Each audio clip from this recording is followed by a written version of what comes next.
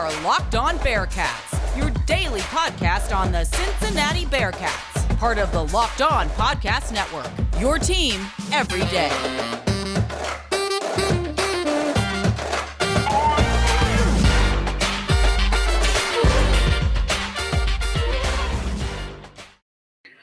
Thank you so much for making Locked On Bearcats your first listen every day. It's free and available everywhere you get your podcasts, including on YouTube. Don't forget to subscribe to our Locked On Bearcats YouTube channel. Follow it too to get an alert every time we drop a new episode. I'm gonna be honest, and I've thought about this over the past 12, 18 hours. And I mean this very sincerely. Because of how the University of Cincinnati is involved with what happened last night in Cincinnati, I don't feel as if it's appropriate for me to sit here today and talk to you about Bearcats athletics. In fact, today, Locked On Bearcats should be called Locked On University of Cincinnati, because the University of Cincinnati right now is saving someone's life. The University of Cincinnati is in the process of saving someone's life. I want you all to absorb that for a minute. Because what happened last night, and I was asked this driving home from the game. So my sister, my mom, and I are driving home from the game. And my mom asks us, what's one word you would use to describe what happened? And I couldn't think of one word to describe last night then. But I thought about it more last night and throughout the day. And the one word that I have is mortal. Last night, I was one of 66, 67,000 plus fans who were there and millions more watching on television. I was one of many people who was a witness to the mortality of life. I saw in a split second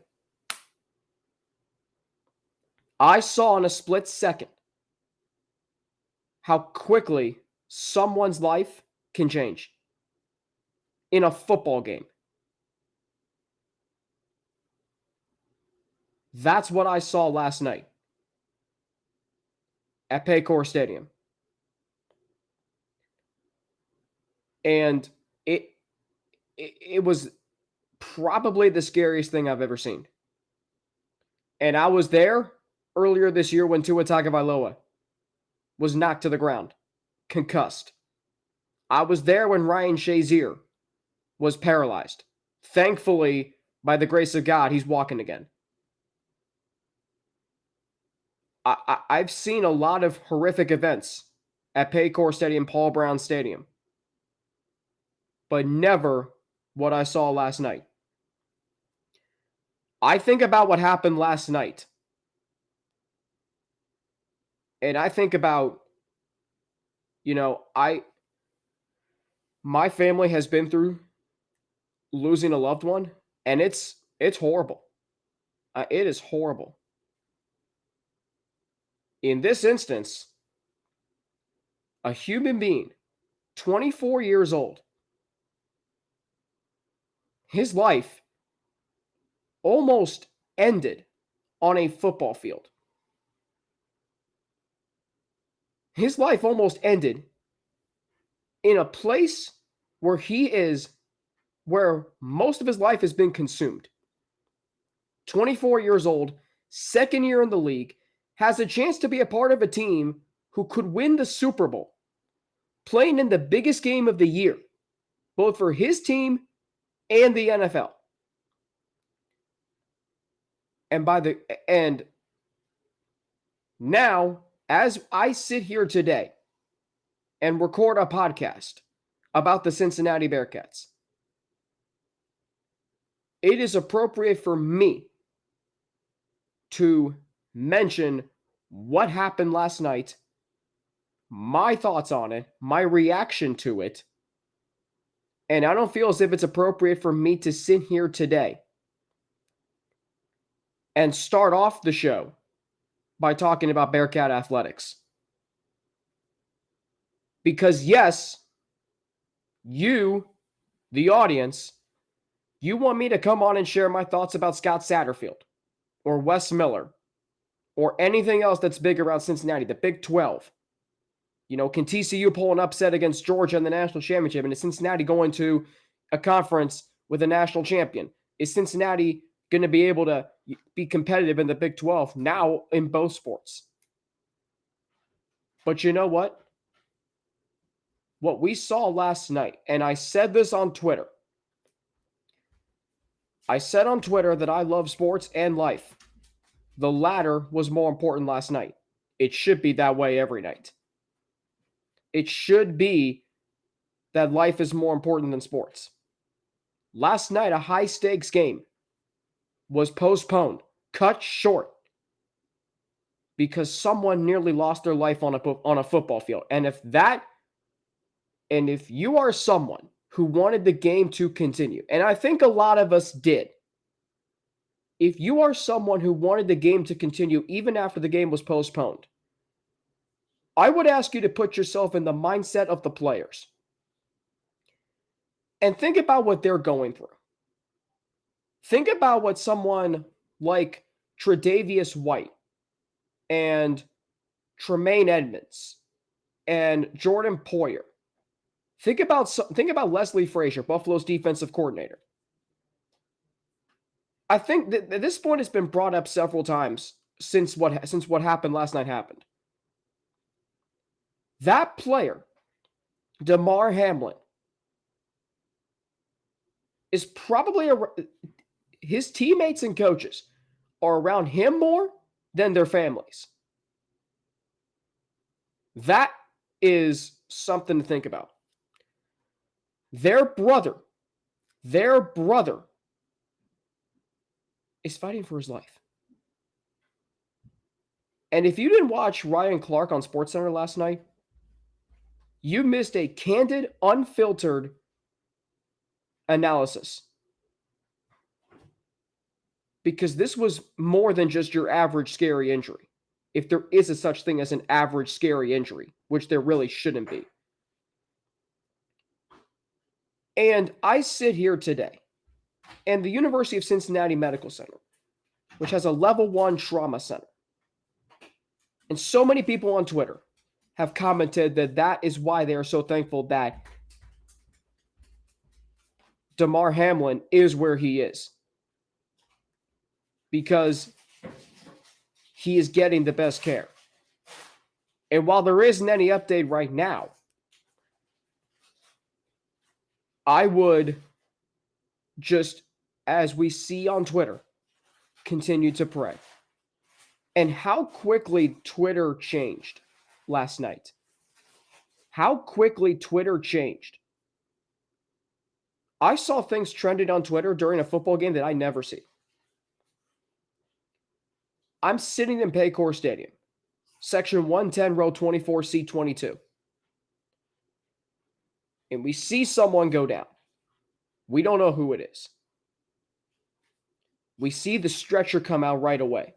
Okay, that's odd. Maybe he has a bad concussion. Maybe they knew right away what it was. My cousin then screams something. I forget what it was. And then I look and I see the ambulance come out. And I say to myself, this is not good. And you start to think, and remember Kyrique McDonald. Remember when the Bearcats played Ohio State in 2019. Kyrique McDonald suffered a seizure, was convulsing on the field. That was scary. But this was not. That was not something like this. The medical staff of the Bills, the Bengals, and independent medical staff was performing CPR. And when you're taught like me, CPR in 6th grade, 7th grade, 8th grade, whatever you're taught it, you hope that you never have to use it in life. But guess what? It happens. And again, I saw, like I said, the mortality of life last night. How quickly it can end. Thankfully, it hasn't. And I pray to God that it doesn't. But you're talking about a football player in critical condition. And this is scary stuff. Now, why I'm making this about the University of Cincinnati? Because the UC Medical Center I am so proud of what they are doing. They are in the process of saving someone's life from another team. Forget about that, though. Forget that he plays for the Buffalo Bills and that they are a challenger to the Bengals this year in the AFC. Think about it as they are. This is about human life. And all of a sudden, and you hear and read about stuff that sports stories become news stories. Hank Gathers of Loyola Marymount in 1990. I wasn't alive for that. Maybe you were listening to this and remember it. Kevin Everett in 2007, Buffalo Bills. This stuff becomes news stories. This is about someone fighting for their life. And when you see players from around the league, in other leagues, people on Twitter, everyday people, that is what it's all about. And I am so proud today to be not only a Cincinnati Bearcat, a graduate, a third-generation graduate of a school that has an outstanding medical center that saves lives, is in the process of saving someone's right now. Forget about Damar Hamlin playing a football game again this year. If he does, kudos to him. But if he doesn't, kudos to him. Because like I said, mortality of life. But I'm so proud to be a Cincinnati Bearcat and a Cincinnati Bengals fan. Because what I saw last night was sportsmanship at its absolute finest. I saw humanity at its absolute finest. I saw Zac Taylor when they were going to resume the game. Would it have been okay if they resumed the game? I don't know. I did not think it was right to resume the game. I think it would have felt weird. I kept saying to myself, what's going to happen if they resume this game and the Bengals win the division? Can I even be excited about that?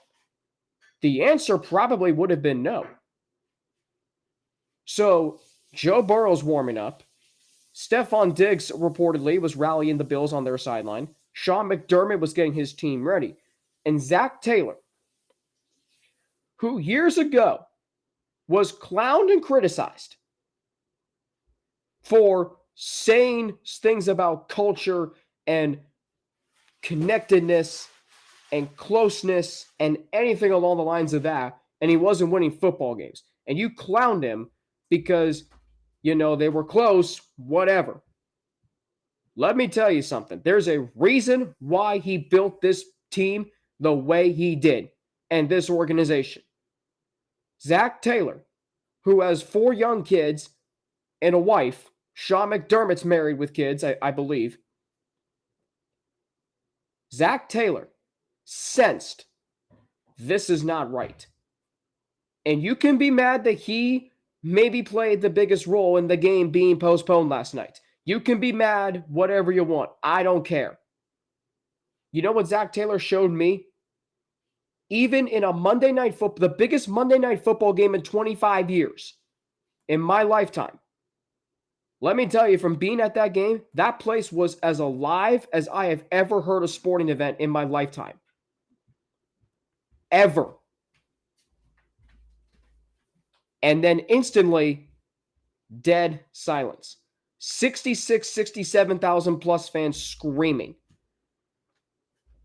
And then it turned into the biggest church gathering, so to speak, ever.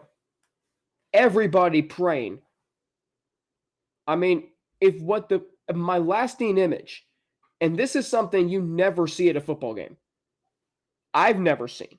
Maybe you've seen it. I had never seen it. I saw the Bills huddle and pray during a football game. That's when I knew not playing the game, continuing the game was the wrong call. It was the absolute wrong call. I sit here today, a very proud Cincinnati Bengals fan, because the head coach who represents an organization that my family has been connected to for 50 plus years. This is the 55th season of Bengals football. Is that right? Yeah, 55th season. And what the Bengals did last night was do something that my family has told me and that you hear from many other people. Some things are more important than sports. And that was especially true last night. There was no way that game could have resumed with someone's life hanging in the balance. And so again, for me to sit up here today and talk about University of Cincinnati athletics is kind of difficult for me to do, and I don't know if it's necessarily right for me to do. Because right now, the University of Cincinnati, yes, there's a new head coach in football. Yes, there's a basketball season happening. But the University of Cincinnati and the Bearcats are the University of Cincinnati. That is the team name. That is the mascot. But we are Bearcats today, and the University of Cincinnati Medical Center, which discovered Benadryl. It has done so many incredible things throughout history. Right now is saving someone's life who almost died on a football field in Cincinnati. And if that doesn't make you think differently about things and about life, I'm not gonna judge. But if you wanted that game to continue and you tuned in today for me to talk about Bearcats athletics, and I'm going to, I don't know if today is an appropriate day to do so. And I thought about it, right? This is not Locked On Bengals. And I give major credit to our president, David Locke. I give major credit for him sending an email to all of us last night. Bills, Bengals, Locked On NFL, Locked On Pitt, those shows had reduced times today, and the ads were pulled from the shows. That's tremendous leadership right there by David Locke. Major, major credit. I'm honored to work for him. And then he said, if any of your shows relates to this, talk about it. And Locked On Bearcats is Locked On Reds is another one. But Locked On Bearcats directly relates to this because the Bearcats are Cincinnati. UC Medical Center is a part of the University of Cincinnati. I am a graduate of the University of Cincinnati. My mom is a graduate of the University of Cincinnati. My grandparents are graduates of the University of Cincinnati. I was tailgating with one of my cousin's friends last night. His dad is a graduate of the University of Cincinnati. We were talking about Scott Satterfield and recruiting and Luke Fickell. That stuff does not matter right now because what matters right now is that someone's life is at risk. And I think about this. I think about the city of Buffalo. And I've always felt like the two cities, Cincinnati and Buffalo, have always been tight. I always feel like Bengals fans don't dislike Bills fans. Bills fans feel the same way about Bengals fans. Heck, I met a Bills fan at the tailgate last night.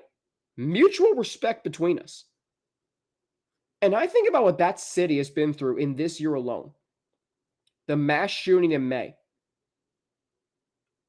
Just think about that for a minute. Unfortunately, there have been so many of those, not only this year, but throughout our country's recent history. and you hope to God it never happens in your hometown. But for the city of Buffalo, that horror and the way the Bills helped in the aftermath and the recovery and the healing. And I don't know if they'll ever recover from that. Then you think about not one, but two blizzards in November, which forced the Bills to move a home game to Detroit.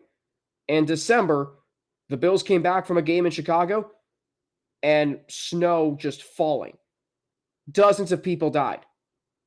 And working in the news business, I saw the stories. I saw the stories of someone who got frostbite and then a stranger taking care of him. I heard about roads being shut down. I heard about all the horrors that went on there. And the Bills, who might mean as much to a city as any in the NFL, one of their players' lives is now at risk. And I think about what that organization stands for. I think about Sean McDermott. I think about Josh Allen.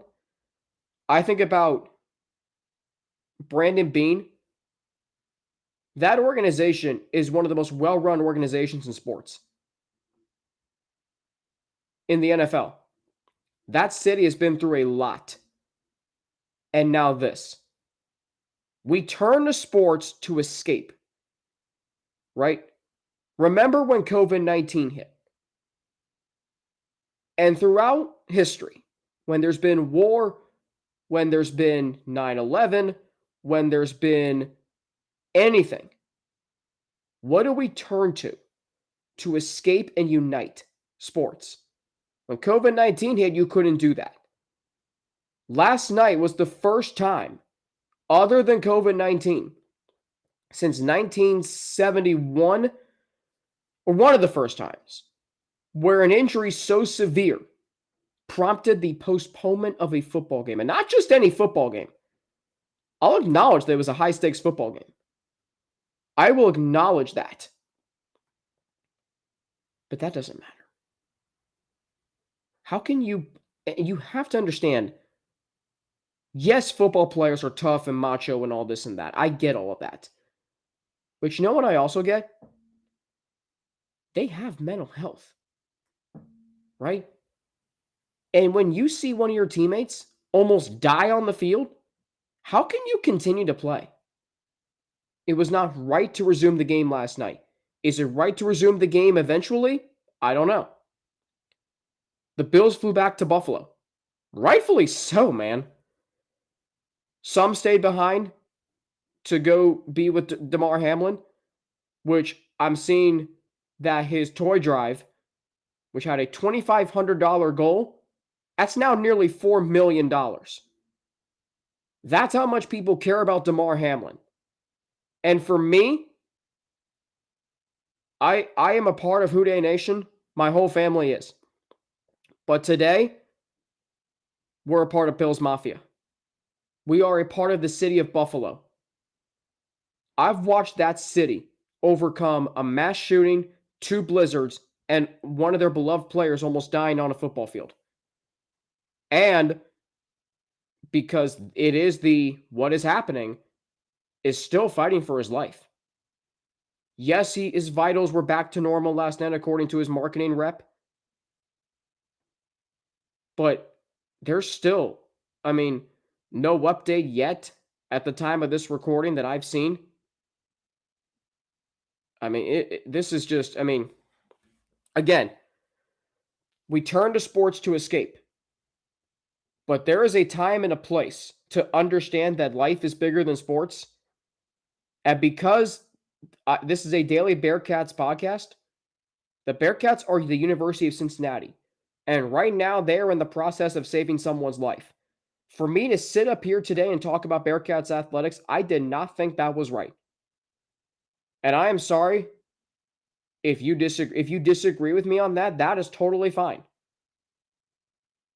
But for those of you who do agree with me, thank you. Because I'm going to be honest, I did not sleep well last night. And a lot of people didn't either. If you were at the game, if you watched the game, if you listen to the game, that stuff is never going to go away. It may not. There's a book out there called I Was There. If I had to write about my 5 most memorable sports moments, this one would be up there. What I mean by memorable is not necessarily the thrill of it, but what you can recall the most in vivid detail. I can recall last night in vivid detail like that. All right, I'm going to take a time out to tell you why this episode of Locked On Bearcats is brought to you by LinkedIn Jobs. As a small business owner or hiring manager, you know that success in 2023 all depends on the team members you surround yourself with. That's why you have to check out LinkedIn Jobs. With LinkedIn Jobs, you can hire qualified candidates more efficiently by matching open roles with people who have the skills, values, and experiences to help you achieve your goals. LinkedIn Jobs helps you quickly attract qualified candidates to your open jobs with targeting tools. They go beyond resume data by using insights from your job post, company, and their 875 million member profiles to put your post in front of the most qualified candidates. Identify the most qualified candidates on LinkedIn Jobs and connect with them fast and for free. LinkedIn Jobs makes it easy to screen and rate applicants based on your job qualifications all on one platform. It's why small businesses rate LinkedIn Jobs number one in delivering quality hires versus leading competitors. LinkedIn Jobs helps you find the qualified candidates you want to talk to faster. So post your job for free at linkedin.com/lockedoncollege. That's linkedin.com/lockedoncollege to post your job for free. Terms and conditions do apply. All right, thank you for making Locked On Bearcats your first listen every day. Make sure to check out Locked On Sports Today, the biggest stories from around the sports world in 20 minutes or less, plus instant reactions, game recaps, and Locked On's take of the day. Locked On Sports Today, available on YouTube and wherever you get your podcasts. Again, just a very, very scary night last night. A lot of people, I don't know how many people are thinking about this right now because they're so caught up in making sure that I'm not even going to go there. No, it's not worth for me to go there. But when you witness something like that, when you witness the mortality of life, you really understand how precious life is. I'm 24. You know, I've been through losing a loved one. It's not easy. And I still am not over that. But when you see someone almost die in front of your eyes, 1 minute they're flying around trying to make a tackle. The next minute they're fighting for their life. That's something that doesn't leave you. And that's something that you don't just leave the stadium, you go home, and you don't think about it. No. I watched SportsCenter last night till 12:30. It wasn't easy. I'm on Twitter every night. Okay, I went to bed at 1:15. I just could not stay awake any longer. That didn't help. Woke back up at 2:10. All right. Went back to bed at 5:45. Woke up again. That didn't help. 7:15. 8:30. 9:15. Finally 10:30. Was able to get up and start the day. And as I'm walking my dog, and I'm sitting on the couch with him, thankfully for him, he doesn't know what's happening in the world right now. So, whatever you need to do today, whether that's watch an NBA game, whether that's looking forward to tomorrow's show, which will be back to normal, but because the Bearcats are the University of Cincinnati, and because a football player who played in a football game in Cincinnati last night is fighting for his life at the University of Cincinnati Medical Center, it was not appropriate for me as a Bearcat, a third-generation Bearcat, to sit, and the family that I come from, it was not appropriate for me to sit up here today and talk about Bearcat athletics. I'm sorry if you disagree with that.